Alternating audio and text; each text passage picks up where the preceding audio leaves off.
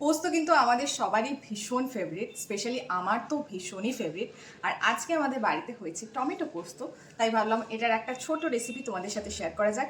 তো চলো ভিডিওটা স্টার্ট করা তো যাক। টমেটো পোস্ত করার জন্য অবভিয়াসলি আমাদের মেইন ইনগ্রিডিয়েন্ট হচ্ছে টমেটো, যেগুলোকে এইভাবে কেটে নেওয়া হয়েছিল। তারপর গরম কড়াইয়ে অল্প একটুখানি তেল আর নুন দিয়ে সেটাকে হালকা নেড়ে চেড়ে আমাদের টমেটোগুলোকে দিয়ে দিতে হবে।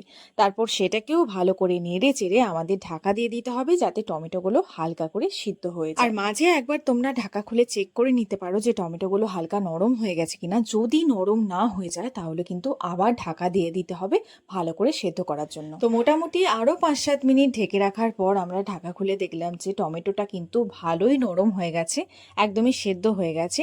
তো এরপর কিন্তু আমাদের পোস্তটা দিয়ে দিতে হবে। আর যে কোনো পোস্ত রান্নাতেই, সেটা আলু পোস্ত, ঝিঙে পোস্ত, টমেটো পোস্ত, যাই পোস্ত হোক না কেন, পোস্তর পরিমাণটা যদি একটুখানি বেশি দেওয়া যায় তাহলে সেখানেই কিন্তু টেস্টটা দ্বিগুণ হয়ে যায়।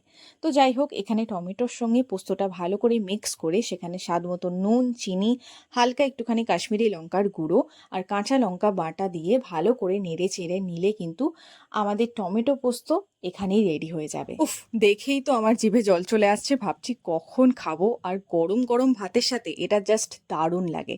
তো তোমরা যদি বাড়িতে ট্রাই করে থাকো আমাকে অবশ্যই কমেন্ট করে জানিও। আর ভিডিওটা কেমন লাগলো সেটাও আমাকে জানাতে একদম ভুলো না।